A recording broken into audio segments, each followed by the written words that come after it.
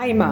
இது இப்போ நம்ம பால்கோவா பண்ணுறோம். பால்கோவா பண்ணுறதுக்கு என்ன பண்ணணும், அந்த 1 லிட்டர் பாலை அப்படியே கட் பண்ணி ஊற்றிட்டு பாதி பால் இல்லை, முக்கால் பால் ஆயிடணும். பால்கோவாக்கு முக்கால் பால், அதான் முக்கால், பாதிக்கு மேலே கொஞ்சம் கம்மின்னு. இது கவர் பால்ன்றதுனால நான் பாதி சொல்கிறேன். சரியா? பாதி பால் ஆனவுடனே சர்க்கரை போடுங்க. 1 லிட்டர் பாலுக்கு 3 குழி கரண்டி சர்க்கரை போடுங்க. அந்த சர்க்கரை கரையிறதுக்காக நம்ம கரண்டி வச்சு கலந்துக்கிட்டே இருக்கணும். அது ஃபுல்லாக அந்த மாதிரி எல்லாம் சர்க்கரை கரைஞ்சிட்ட உடனே அப்படியே நம்மளுக்கு தெரியும், அது பதம் தெரியும். அழகாக அப்படியே ஜீராவன் பால்கோவா ரெடி ஆகிடும். அவ்வளோதான், எடுத்து இறக்கி வச்சிடணும். புரியுதுங்களா? இதுதான் பால்கோவா. இப்போ பாசந்தின்னா நம்ம என்ன பண்ணுவோம், இப்போ பாதி பால் ஆகிடுச்சு. இப்போ நம்ம பாசந்தி என்ன பண்ணணும், வெறும் முந்திரி பருப்பு மட்டும் பொடிசாக கட் பண்ணி அதில் போட்டுடணும். அவ்வளோதான். இப்போ சர்க்கரை போட்டுடணும். பாதி பால் ஆன உடனே அதை அப்படியே சுருளை பண்ணிவிட்டு சர்க்கரை கரைஞ்சதுக்கப்புறமா முக்கால் பால் ஆகிட்ட உடனே எடுத்து ஆற வச்சுட்டு ஃப்ரீசரில் வச்சுட்டு நம்ம எடுத்து சாப்பிட்டோம்னா நல்லா. அப்பப்போ பாசந்திக்கு கலக்கக்கூடாதுடா ரொம்ப போட்டு, அந்த சுத்தூர இருக்கிற ஏடை மட்டும் எடுத்து விட்டுக்கணும். ஓகேவா? இப்போ நம்ம என்ன கற்றுக்கிட்டோம், பால்கோவா, பாசந்தி, குல்ஃபி, 3மே 3 in 1 தான். ஓகேவா? லைக் பண்ணுங்கள், ஷேர் பண்ணுங்கள், கற்றுக்குங்க, சப்ஸ்கிரைப் பண்ணுங்கள். நான் இப்போ பாசந்தி பண்ணுறேன். ஃபினிஷிங் ஆனவுடனே திருப்பியும் வீடியோவை ஆட் பண்ணுறேன். தேங்க்யூ. இந்த பாருங்கடா, கலர் எப்படி சேஞ்ச் ஆகிடுச்சு பார்த்தீங்களா? பால் இந்த மாதிரி இந்த ஆடையை எடுத்து இப்படி ஒன்று குல்ஃபியாக இருந்தாலும் சரி, பாசந்தியாக இருந்தாலும் சரி, பால்கோவா பண்ணுறதா இருந்தால் நம்ம என்ன பண்ணோம், இப்படி ஃபுல்லாகவே கலந்துடலாம். இதை பார்த்தீங்களா, பாதி எங்கே இருந்தது பால் எங்கே வந்துடுச்சு பாருங்கள் பால். அவ்வளோதான்டா. இப்போ பாருங்கள், இந்த சர்க்கரை அப்படியே 3 குழி குருண்டி சர்க்கரை கொட்டியாச்சு. அவ்வளோதான். இப்போ நம்ம என்ன பண்ணுறோம், இதை கொஞ்சம் கலந்து விட்டுட்டு அப்படியே சிம்லேயே வச்சுருங்க. ஏன்னா சர்க்கரை கரையணும் இல்லையா?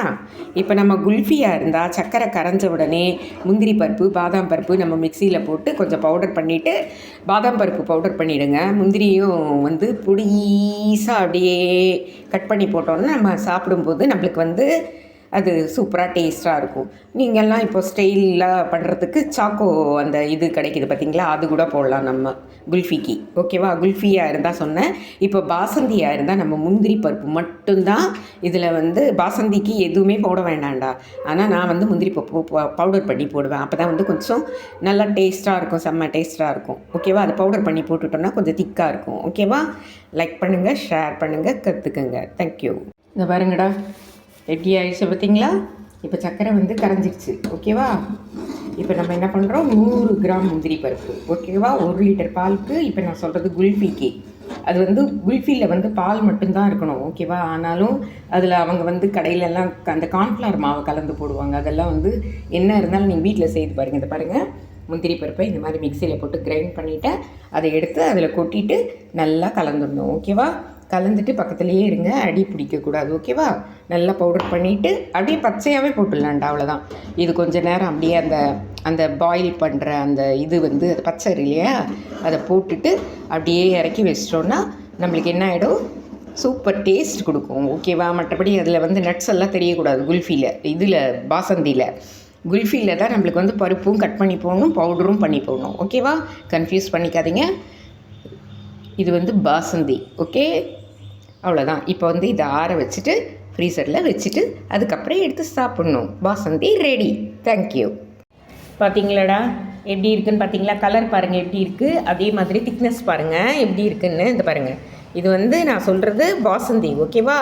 இப்போது இதை அப்படியே ஃபேன் கீழே இப்போ ஆற வச்சுட்டு இது பாருங்கள், இந்த கிண்ணத்தில் கொட்டி ஃப்ரீசரில் வச்சுட்டு நம்மளுக்கு சில்லுன்னு ஆனால் போதும். ஐஸ்கிரீம் மாதிரி வேணும்னா தான் கொஞ்சம் நேரம் கழித்து சாப்பிடணும். நம்மளுக்கு ஒரு 1/2 hour கழிச்சே எடுத்து சில்லுன்னு சாப்பிட்லாம். இதுதான் பாசந்தி. இப்போது நம்ம இந்த 1 லிட்டர் பாலுக்கு இவ்வளோ பண்ணியிருக்கோம் பார்த்தீங்களா? அங்கே இது பாருங்கள், கடையில் இது பாருங்கள் இவ்வளோ தான் இருக்கும் ஒரு பானையில். உங்களுக்கே தெரியும்னு நினைக்கிறேன். அது எவ்வளோ தெரியுமா? கிட்டத்தட்ட 100 ரூபாவோ என்னவோ, ஐ டோன்ட் நோ. என்ன, இப்போ இது மட்டும்தான் நம்ம சாப்பிட முடியும் அங்கே. ஆனால் இப்போ நம்ம இது 1 லிட்டர் பால் பண்ணியிருக்கோம்.